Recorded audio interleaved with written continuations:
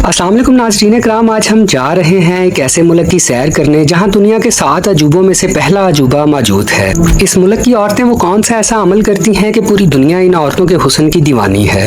एक ऐसा मुल्क जिस मुल्क की औरतें अपने हुस्न और जमाल में दुनिया के पहले नंबर पर शुमार होती हैं, जिसे झूठे खुदाओं की सरजमीन भी कहा जाता है। एक ऐसा मुल्क जिसने इसराइल को तस्लीम करने के लिए अमेरिका से बेशुमार मुआहदे किए, जहाँ फहाशी और बेहयाई आम है और जहाँ हर साल यूरोपी लोग अपनी शामें और रातें रंगीन बनाने आते हैं। सिनेमा हॉल, टूथब्रश और कंघी भी इसी मुल्क के बाशिंदों की अजात है। जी हाँ नाज़रीन कराम, बर आज़म अफ्रीका के शुमाल मगरिब और एशिया के सुनाई जजीरे पर वाक़या दुनिया का खूबसूरत तरीन मुल्क मिस्र। आप देख रहे हैं मेरा चैनल आरजे स्टोरी टेलर और मैं हूँ नईम मुगल।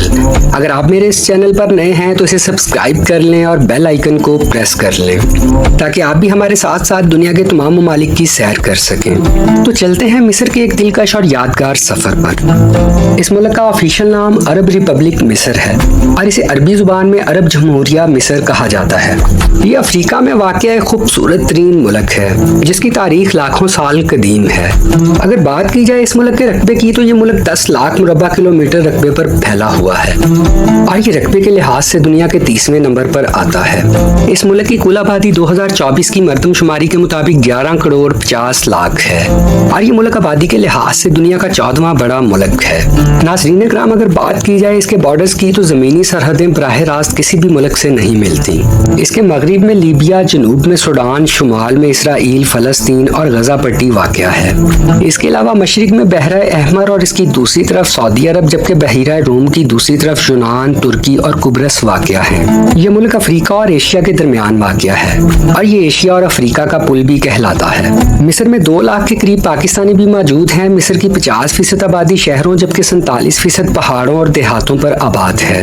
ये एक कम गुंजान आबाद मुल्क है जिसके हर 1 किलोमीटर में तकरीबन 121 लोग रहाइश पजीर हैं। मिस्र की ज्यादातर आबादी दरियाए नील के आसपास के इलाकों में मौजूद है। इस मुल्क का दारुल हुकूमत काहिरा है जो कि इस वक्त दुनिया का जदीद तरीन और कदीम तरीन शहर भी है। काहिरा मशरिक वस्ता का तीसरा बड़ा जबकि पूरी दुनिया का 14वां बड़ा शहर है। इस शहर की बुनियाद 986 ईस्वी में तुर्क दौरे हुकूमत में रखी गई। ये शहर कदीम और जदीद फन तामीर का एक बेहतरीन नमूना पेश करता है और ये शहर दुनिया के 10 मसरूफ तरीन शहरों में भी शुमार होता है क्योंकि इस जगह सियाहों का एक हजूम हर वक्त मौजूद होता है। यहाँ बेहयाई और फहाशी का हर सामान मुयस्सर होता है। इस जगह नाइट क्लब्स, शीशा क्लब्स और शराब खाने भी मौजूद हैं। यहाँ की खवातीन नहायत एडवांस और मॉडर्न तस्वुर की जाती हैं। नाज़रीन कराम, अगर इसकी तारीख की बात की जाए तो मिस्र हज़रत यूसुफ अलैहिस्सलाम और हज़रत मूसा अलैहिस्सलाम से भी पहले का मौजूद है। ये वो सरजमीन है जहाँ अल्लाह सुब्हाना ताला ने बेशुमार अंबिया कराम भेजे। ये लोग उस वक्त देवी देवताओं की पूजा किया करते थे। उस वक्त यहाँ 1500 से भी ज्यादा देवता मौजूद थे जिनकी ये इबादत किया करते थे। इनमें सबसे बड़ा देवता रा हुआ करता था जिसे वो लोग सूरज का देवता कहा करते थे। 3200 साल कबल मसीह में इस इलाके में पहली सल्तनत की बुनियाद रखी गई और यहाँ से ही मिस्र पर फिरौनों की हुकूमत का आगाज हुआ। फिरौन किसी शख्स का नाम नहीं था बल्कि ये इन बादशाहों को फरौन कहते हैं जो मिस्र पर हुकूमत करते थे। ये खुदाई का दावा करते थे। जो लोग इनको खुदा मानने से इनकार करते थे वो इनके जुल्म सितम का शिकार बन जाते थे। ये वो वक्त था जब ये फिरौन और यहाँ के लोग सोचा करते थे कि एक ऐसा वक्त भी आएगा जब वो दोबारा से जिंदा हो जाएंगे। इसलिए इस दौर में इन फिरौनों ने बड़े बड़े महल तामीर करवाए जिनको एहरामे मिस्र कहा जाता है, जहाँ वो मरने वाले फिरौनों को हनूत किया करते थे। मिस्र के लोग फिरौनों के जिस्मों को हनूत करके यानी ममीज बनाकर इन एहरामों में रखते थे। यहाँ सबसे पहला एहराम 2600 कबल मसीह में तामीर किया गया। मिस्र का सबसे बड़ा एहराम गीजा में मौजूद है। इस पूरी सरार एहराम को तामीर करने के लिए 27 साल का अरसा लगा जबकि इसकी तामीर में 22 लाख चूने और दीगर पत्थरों का इस्तेमाल किया गया और इसकी तामीर में 1 करोड़ मजदूरों ने हिस्सा लिया जिनमें से कई लाख मजदूरों की मौत भी वाक़या हुई। इस एहराम को एहरामे मिस्र और एहरामे कोफू भी कहा जाता है। 2570 कबल मसीह में इस फिरौन ने मिस्र पर हुकूमत की। नाज़रीन कराम, इन फिरौनों ने मिस्र के अलावा अफ्रीका और अरबों के कई इलाकों पर कब्जा करके अपनी हुकूमत को बढ़ाया और ताकत के नशे में खुद को खुदा ही समझने लगे। इसलिए अल्लाह सुब्हाना ताला ने बेशुमार नबी इस सरजमीन पर भेजे और फिर वो वक्त भी आया जब अल्लाह सुब्हाना ताला ने इस सरजमीन पर हजरत मूसा अलैहिस्सलाम को पैगंबर बनाकर भेजा। इस वक्त मिस्र के 19वें फिरौन का दौर था। इसी फिरौन के दौरे हुकूमत में आपकी पैदाइश हुई। इसी बादशाह के घर में हजरत मूसा अलैहिस्सलाम ने परवरिश पाई। इसी फिरौन ने बादशाहत अपने बेटे मुनफिता को दे दी और इसी बादशाह ने हजरत मूसा अलैहिस्सलाम का पीछा किया। और फिर जब हजरत मूसा अलैहिस्सलाम अपने पैरोकारों के साथ बहीरा कुलज़म के करीब पहुंचे तो इसी समंदर को अल्लाह पाक ने 2 हिस्सों में तकसीम कर दिया। हजरत मूसा अलैहिस्सलाम समुंदर के इस रास्ते से गुजर गए, मगर जब फिरौन इस रास्ते में दाखिल हुआ तो ये रास्ता बंद हो गया और फिरौन इसी समंदर में गर्क हो गया। इन फिरौनों की हुकूमत का अंदाजा इन अहरामों पर बने नक्शो निगार से आज भी वाजिया होता है, जो उन्होंने अपने अपने दौरे हुकूमत में बनवाए थे। 650 कबल मसीह से 340 कबल मसीह तक मिस्र ईरानी सल्तनत का हिस्सा रहा, जिसको सल्तनत फारस कहा जाता है, जिसको बाद में अजीम सिकंदर आजम ने फतह करके मकदूनिया का हिस्सा बना दिया। 330 कबल मसीह में सिकंदर आजम की मौत के बाद ये सल्तनत इसके बेटों में तकसीम हो गई और यूं ये सल्तनत टूट गई और इसके बाद यूनान, मिस्र और दीगर इलाकों पे मलका क्लेओपेत्रा ने हुकूमत की। ये वो मलका है जिसके कई किस्से, कहानियां, फिल्में और ड्रामे मौजूद हैं। इस मलका की खूबसूरती के किस्से पूरी दुनिया में मशहूर थे, जो इस दौर की सबसे खूबसूरत मलका थी। इस मलका ने अपने हुस्न जमाल से सल्तनत रूम के कई बहादुर और नामवर बादशाहों को सफाए हस्ती से मिटा दिया।